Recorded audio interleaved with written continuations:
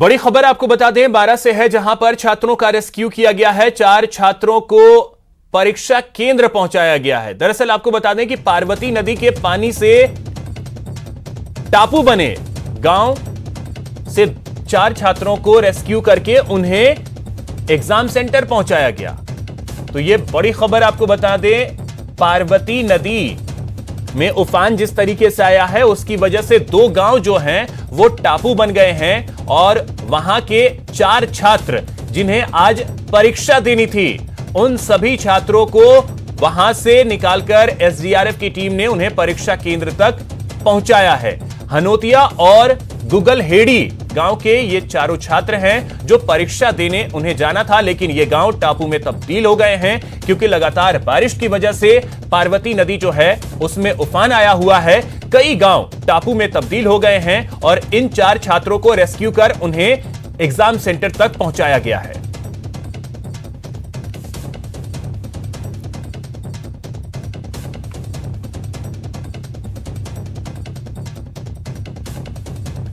और ये तस्वीरें आप देख पा रहे हैं। देखिए, एसडीआरएफ की टीम इन सभी 4 छात्रों को इन 2 गांवों से रेस्क्यू कर ले गई और उन्हें पहुंचाया गया एग्जाम सेंटर तक, क्योंकि आज 2 बजे से एग्जाम जो है वो भी होना है।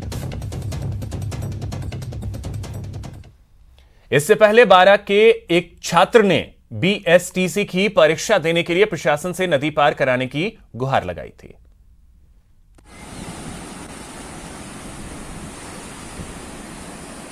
इन तस्वीरों को देख करके आप अंदाजा लगा सकते हैं कि ऐसे स्थिति में कैसे कोई इस नदी को पार करे और कैसे गांव से एग्जाम सेंटर तक पहुंचे। तो ये मुश्किलों भरा था छात्र के लिए। छात्र ने गुहार लगाई थी कि उसे एग्जाम सेंटर तक पहुंचाने की व्यवस्था की जाए। तस्वीरें जो हैं वो पार्वती नदी की हैं। पार्वती नदी में किस तरीके से उफान आया है, क्योंकि लगातार बारिश का भी दौर जारी है। मध्य प्रदेश में जो लगातार बारिश हो रही है, इसकी वजह से मध्य प्रदेश का पानी भी जो है वो पार्वती नदी में आ रहा है और यही वजह है कि कई गांव टापू में तब्दील हो गए। चलिए अब आपको अलग अलग तस्वीरों के जरिए दिखाने की कोशिश करते हैं। 3 तस्वीरों में कोटा वालों को डराने वाला शोर। बांध के गेट खोले गए हैं जिससे लगातार पानी छोड़ा जा रहा है, जिसकी वजह से चंबल के साथ कई नदियां उफान पर हैं। जिस हिसाब से पानी छोड़ा जा रहा है उससे लोग दहशत में हैं। हालांकि प्रशासन की तरफ से सावधानी बरती जा रही है। प्रशासन पूरी तरीके से अलर्ट मोड में है।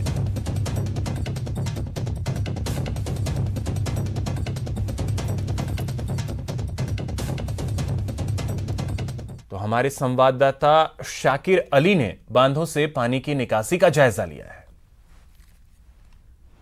मध्य प्रदेश और राजस्थान में हो रही तेज बारिश के चलते अब स्थिति जो है इस तरह की बन गई है कि लगातार जो डैम्स हैं चंबल नदी पर बनाए हुए उन सब पर से जो पानी की निकासी की जा रही है।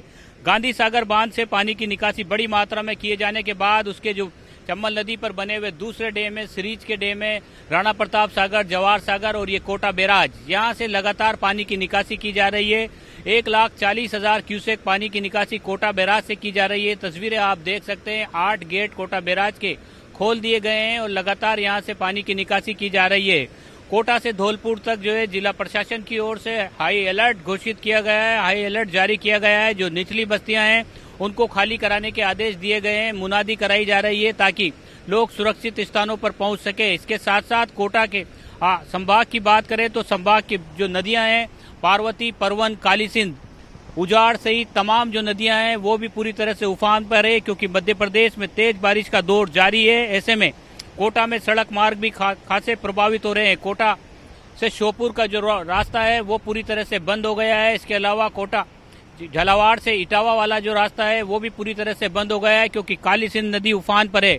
तस्वीरें इस तरफ की भी आपको दिखाना चाहेंगे। यह डाउन स्ट्रीम इलाका है और यहाँ से लगातार जिस तरह से पानी की निकासी हो रही है, उसके बाद कोटा में भी जो चंबल नदी के किनारे की बस्तियां हैं उनमें अलर्ट जारी किया गया है और इन बस्तियों में मुनादी लगातार करवाई जा रही है कि लोग सुरक्षित स्थानों पर चले जाएं। ये नदी का जो हिस्सा है आप देख सकते हैं कि किस तरह का नजर आ रहा है। नजारा जिस तरह से पानी की निकासी लगातार बढ़ती चली जाएगी।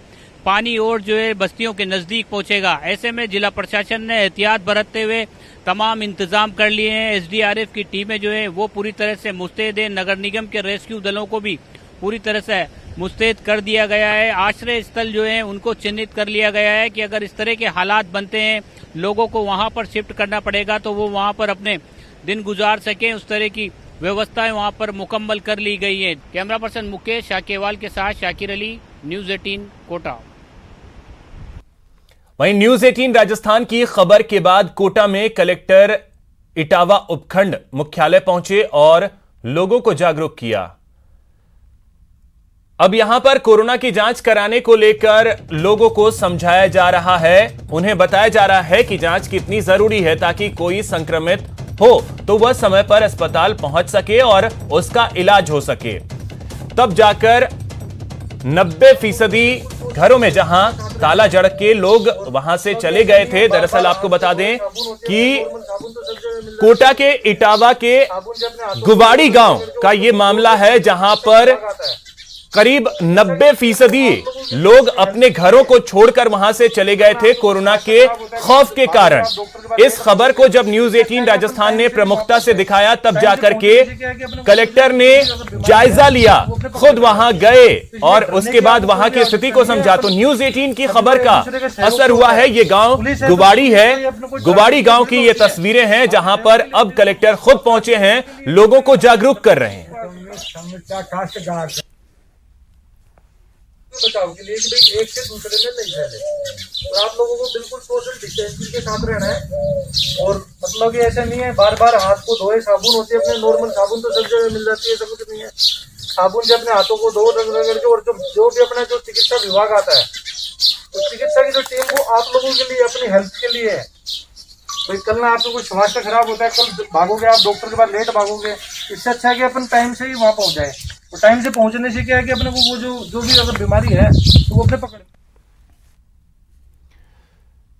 तो हम बात कर रहे थे कोटा की तस्वीरें लगातार हम आपको दिखा रहे हैं कि कैसे वहां पे बारिश की वजह से आफत जैसी स्थिति पैदा हो गई है, लेकिन इस आफत की वजह से आधे शहर में पानी की किल्लत भी हो गई है। डैम के पानी की वजह से सकतपुरा स्थित मिनी अकेलगढ़ वाटर प्लांट को 12 घंटे तक बंद कर दिया गया, जिसकी वजह से पानी का संकट छा गया है। हालांकि एक पंप को चालू कर दिया गया है, लेकिन अभी तक पंप बंद पड़ा हुआ है, जिसकी वजह से पानी की परेशानी हो रही है।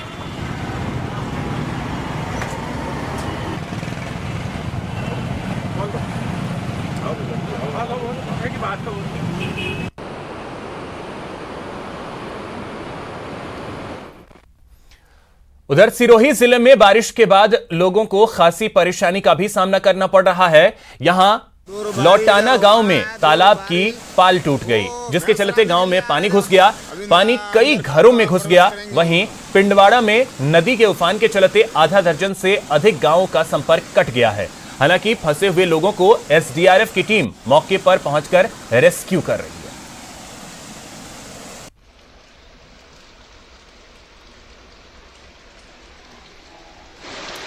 अब इन तस्वीरों को आप देख सकते हैं कि कैसे बारिश जो है वो कई जगहों के लिए आफत बन गई है। इन तस्वीरों को देखिए, गांव में पानी घुस गया, कई घरों में पानी घुस गया है।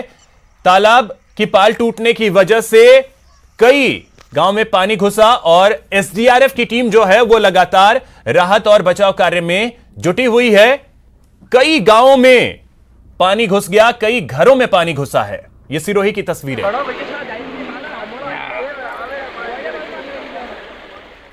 वहीं जैसलमेर में रविवार की शाम से ही लगातार बारिश का दौर जारी है। आज सुबह भी जैसाण में झमाझम बारिश हुई, जिससे कई बरसाती नदियां और नाले उफान पर हैं और इलाके के बाशिंदों को परेशानी का सामना करना पड़ रहा है। जैसलमेर शहर में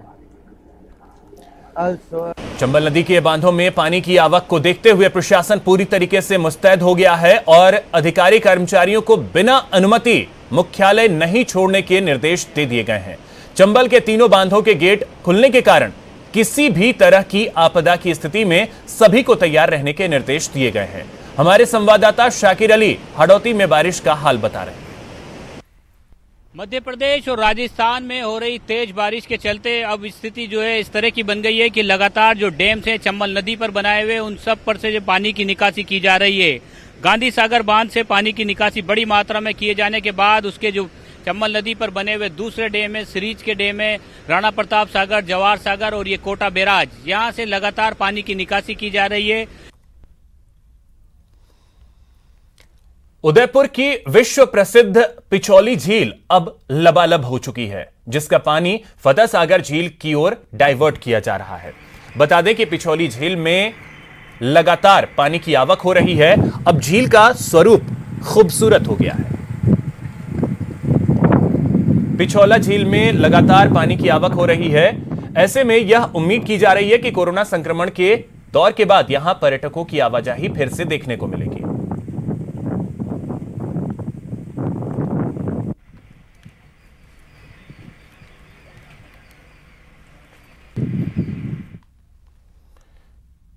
कोटा के एमबीएस अस्पताल परिसर में गंदगी का अंबार लगा हुआ है, जिससे मरीजों और उनके परिजनों को परेशानी का सामना करना पड़ रहा है। इस कचरे में कोरोना संक्रमित वार्डों से निकलने वाली गंदगी भी शामिल है, जिससे पूरे एरिया में कोरोना संक्रमण का खतरा बढ़ गया है। बहुत ज़्यादा हमें पोल्यूशन का है और कोविड होने का बहुत ज़्यादा खतरा है, क्योंकि यहीं पे अब एमबीएस पोस्टमार्टम के पास में कचरा पॉइंट बना रखा है और जैकेलोन एंड एमबीएस का पूरा अपशिष्ट यहाँ पे डाला जाता है। जैसे कोविड के टाइम पे पहनने में पीपी किट वगैरह हो गए, या पूरा का पूरा अपशिष्ट यहाँ पे डाल रखा है।